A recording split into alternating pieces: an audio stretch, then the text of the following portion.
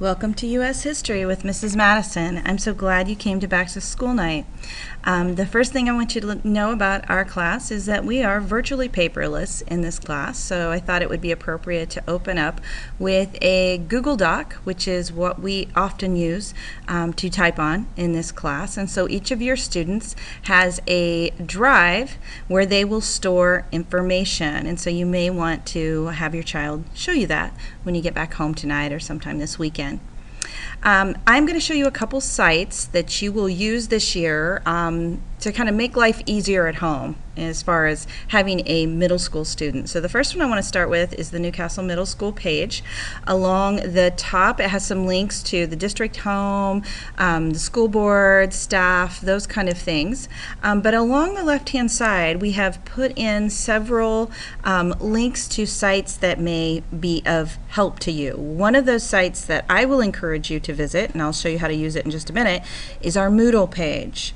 The other site that will probably be equally important is the Parent Power School portal, and that's where you can go in and check your students' grades. Now, your student's username and password does not change from year to year, so if you had it for 7th grade, it's the same for 8th grade. It should have been printed on your student's schedule that they picked up at orientation. If you've lost it, you can go into the office here at the middle school and get that information. Once you log in to Power School, you will see your child's classes followed by their current grade. If you click on that letter grade, it will then show you all the assignments that make up that grade in that particular class. It will also tell you if it was late, if it's missing, those kind of things, so that you can kind of keep tabs on your student. All right, we're going to go to Moodle now, and again, that link you can get to from the Newcastle website. My Moodle page is where we put down everything we do that day. It also has information about logging into our new textbook, which we're going to talk about in just a minute.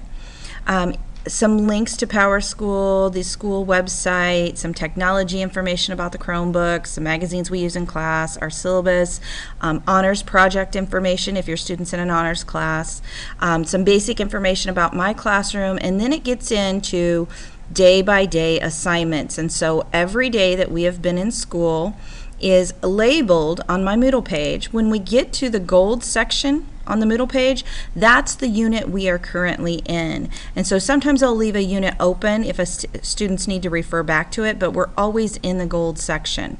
And if we go down to our current dates, which this one is actually labeled with 3 dates because we're kind of continuing to review for a test we're going to have on Friday, you can see that we start out with a review, and then I put the link to the review there.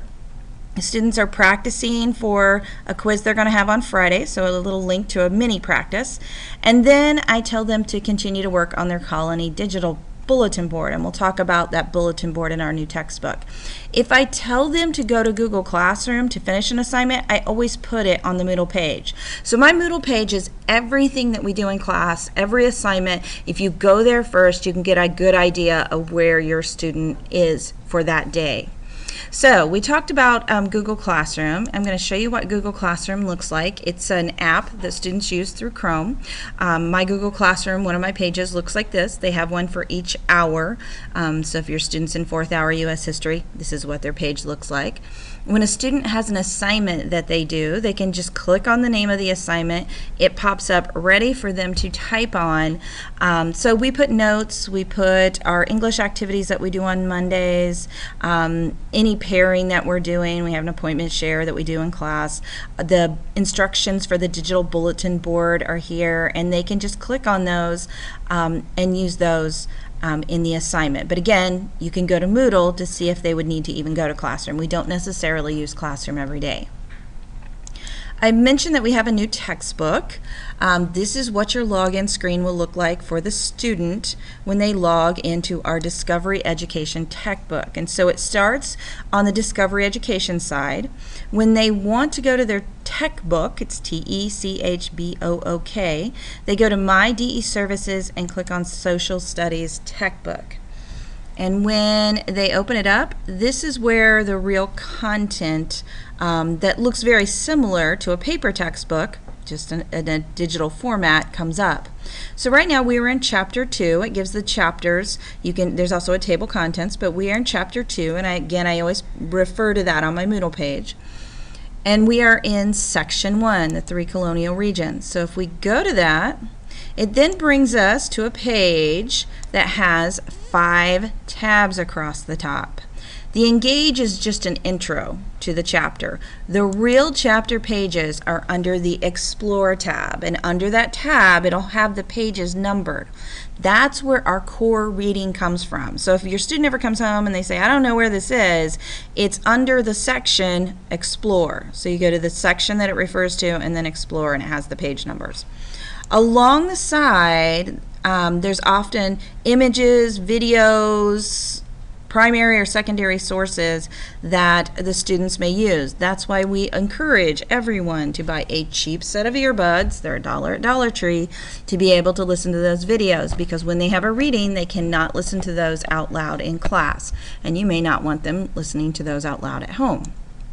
The other neat thing about this tech book that is not possible with a paper book is that the book can be read to the students. So anything the student highlights, one word, a sentence, a paragraph, a page, once they highlight it, it pops up to speak the text. And if I do that, the book starts reading to me, and it begins reading whatever I had highlighted.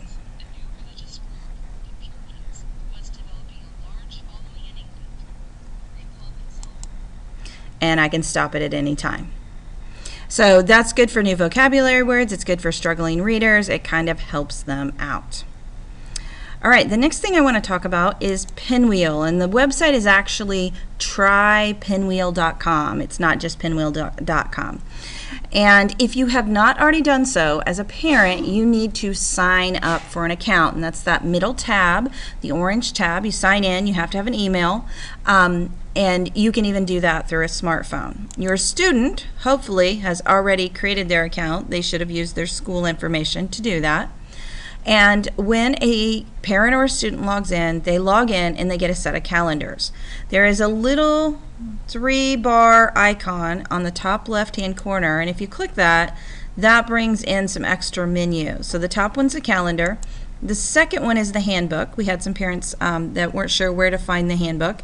That's where the online version is. It's indexed so that you can go to the different areas and you can scroll down and read that handbook. So both the students and the parents have the handbook. I'm going to go back to the calendar, and I'm going to show you a way that you can check your students' assignments, what's going on in their classes. There's a little eye beside each class that your student has, and when you sign up for an account, you will add your students' classes. If you click on all the eyes and turn them off except one, you can see one calendar at a time. And so I've turned off everything but my 4th hour, and these are the assignments that we've had so far this month in 4th hour. And it's both a reference for students and a reference for parents to kind of keep everyone on track of when things are due, what's been assigned, if there really was homework that night. So I encourage you to use your Pinwheel account. The next thing I want to show you is my email. I get my emails on all my devices, including my phone. And it's the best way to reach me during the day because they don't send phone calls to the classrooms. My email is just like your student's email. It's vmadison@ncweb.me. Your student's school email is their username at ncweb.me. And I tell my students, I encourage them to email me questions about assignments in the evening because, again, I do get my emails on my phone. If I'm in driving or something, I obviously am not picking up my phone, but I can usually respond pretty quickly. And I've already had numerous students email me, get their question answered, and then they were able to get that assignment done and not have to worry about it for the next day.